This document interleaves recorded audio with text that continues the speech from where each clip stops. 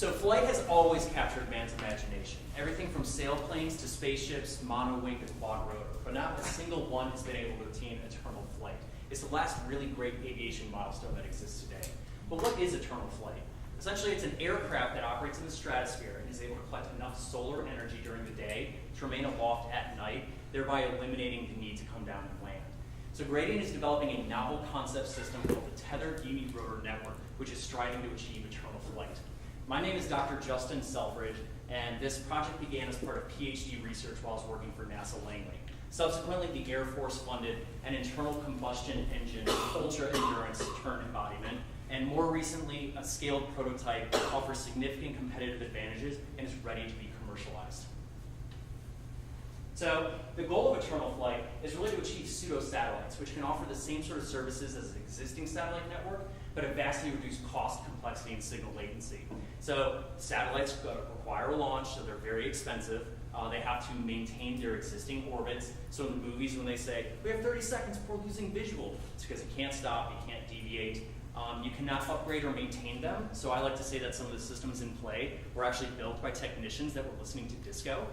Also, because we are in the stratosphere, we're 50 times closer than LEO, which means we can do active atmospheric monitoring, and we can do really good time two-way broadband speed data rates, which Google and Facebook have already invested tens of millions of dollars acquiring other companies just for the promise of this capability so they can bring the internet across the most remote parts of the planet.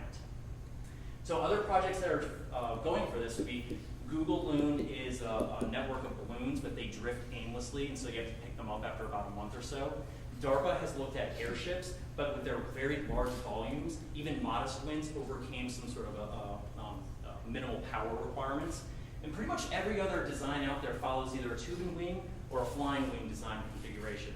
But research has shown that even when you take that design to an optimal structural and aerodynamic limit, you cannot achieve the goal with existing solar cells and battery technology. The current front runner is Kinetic Zephyr, which has already established a 3-week flight endurance, and that is the world record. However, it can only carry 5-pound payload. It has batteries that degrade after 20 charge cycles. It can only fly during the summer and is limited to a very narrow range of latitudes. So if we're going to do an eternal flight system that can compete with satellites, it needs directional control, it needs to overcome wind, it needs to operate throughout the entire year, and it needs to service a larger portion of the global population. So first I want to look at two familiar aircraft, gliders and helicopters. Gliders are aerodynamically efficient from their really long, slender wings. The problem is this introduces flexibility, and so you need extra structural material to stiffen that system. Because they need forward flight, they cannot hover or take off vertically. Conversely, a helicopter has rotors that are so flimsy, they bow under their own weight. But once you start spinning that system, you have a sufficiently rigid platform to lift a substantially heavy vehicle. The problem was with all the mass located in the center, the rotors have to spin at extremely high rotational rates, which leads to terrible aerodynamic performance. So what I'm about to show you is a brand new concept that uses centrifugal stiffening to reinforce glider-like wings, still offers vertical takeoff and hover capabilities, but flight endurances that actually exceed fixed-wing aircraft. So without further ado, here is the Tethered Unirotor Network system. It comprised of a central hub which contains nothing but the sensor payload, a tiny fraction of the vehicle. Small tethers radiate outwards and connect to very long, slender wings. At the outermost tip, you find all the components you would typically find on a traditional aircraft, so propeller, fuselage, control surfaces. The system operates in a state of rotation where centrifugal force pull the tethers taut, lift overcomes the weight, and then the propellers overcome aerodynamic drag. Each wing is controlled locally, and then to control the entire system, you do coordinated maneuvers between each wing. So with this design, by using centrifugal stiffening, I'm actually able to reduce enough structural mass to double the amount of battery mass compared to other pseudo-satellites. Very long, slender wings minimizes induced drag, and I'm able to incorporate airfoil profiles that can achieve lift-to-drag ratios 3 times greater than standard practice. Because the batteries have been moved out to the outermost portions, the system goes very slowly. It takes 30 seconds to make a full revolution.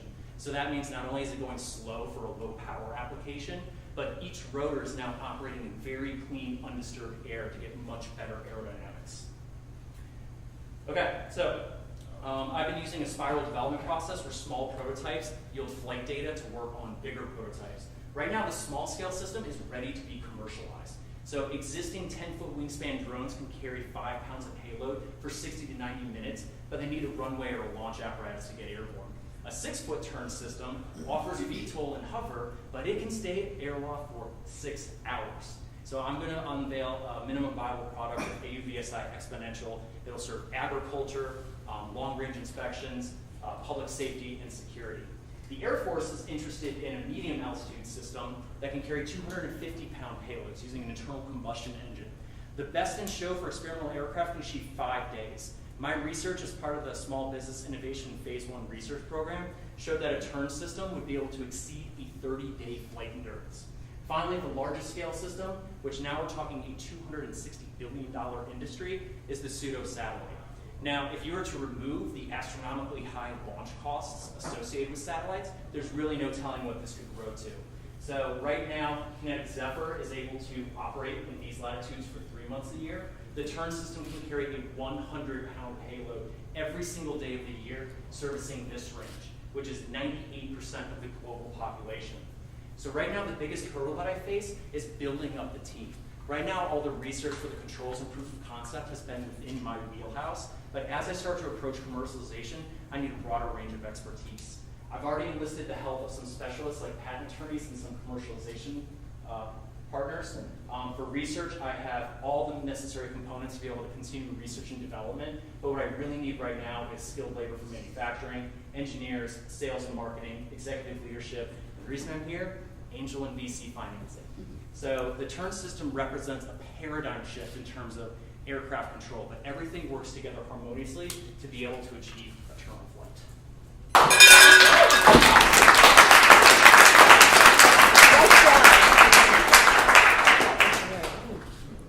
Nailed it.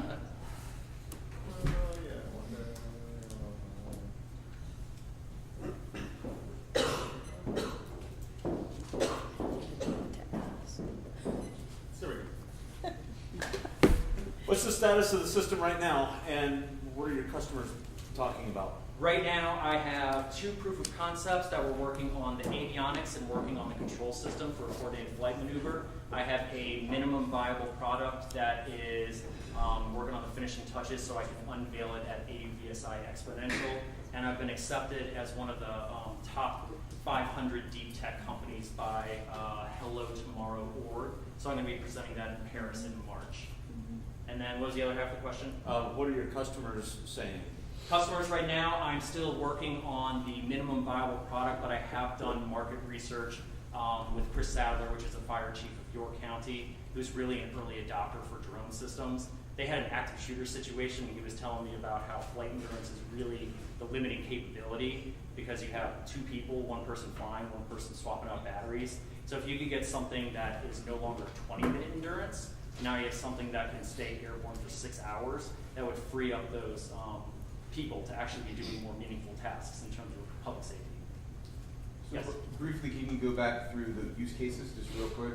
Yeah, absolutely. The main claim to fame is ultra endurance for the same sort of weight aircraft. So basically, if multi-rotors can only last for 20 or 30 minutes, and fixed wing can't take off vertically, they also have limited flight endurance. If you need to either be a small scale or remote deployment, okay, well that's a smaller system that can give you greater flight endurance. And then as you get up to the bigger use cases for the eternal flight system, now we're talking about fixed wing and tube and wing can't do the job. All they can do is last for 2 or 3 weeks. So if we're talking about getting a replacement system for our satellites, then we need to have something that can remain aloft indefinitely. You're working on this MVP, and you talked about your needs. What's the time from you being able to take this MVP to actually starting to sell this thing? Yeah, absolutely. So I would say, again, it depends on financing. I have done proposals ranging anywhere from a couple $100,000 to several $1 million. So again, the more money you have, the faster things go. Okay. But let's say we're not bootstrapping, but have some decent funds available. With 3 engineers and 3 skilled laborers, I would be able to bring something to market by mid to late summer. Okay. Now that's a small scale system. If we're talking medium scale, like for the Air Force, that would be about another year's worth of research, and pseudo-satellite, now we're talking maybe 2 to 3 years, a couple $1 million worth of funding. Okay. What do you see as the market for the pseudo-satellite in terms of quantity and reach? How big, How many units? Yeah. Yeah, so right now it's a $260 billion industry, but you got to figure if each of those satellites is costing $25 million. Right now, I would look at it not necessarily as, hey, what would it take to replace every single satellite that's up there? Because the use case is completely different. So if we need 25 or 30 to cover global coverage, okay, well, now the application is different. Now we're talking about broadband speed data rates. So if we're going to try to cover an area like New York or Los Angeles, you might need 10 or 20 in order to be able to make sure that you're maintaining bandwidth. So in terms of what the market is and what it could be, I think lowering the cost of basically eliminating launch costs and being able to provide enough bandwidth, I think $260 billion is actually could be on the low side of what the pseudo-satellite market could go to. And who do you think are your early adopters of that particular market? I want Google and Facebook to buy me. All right. It's a noble goal. Well, actually, Google and Facebook have bought companies for $20 million and $60 million. No revenue, no minimum viable product, but purely just research. Yeah. It was Titan and Essentia, and both of those have been descaled. Again, because the research is saying tube and wing can't do the job. So I think Google figured that out, and Facebook has crashed both of their drones. The closest is Airbus bought Zephyr, and they are releasing a 25-meter wingspan. But again, it only carries, I want to say, it's less than 10 pounds for a payload. So if we're going to do something, not much at all, not much at all. So because it's a very, very tough problem, especially when you want to start getting up into higher latitudes where you have limited daylight during the winter and the sun doesn't go as high. So it's easy to do the job at the equator, but if you want to be able to service, like the map, if you want to be able to service 60-degree latitudes, that is 15 times more difficult than doing the same job at the equator. So it requires a complete paradigm shift as to what we're doing.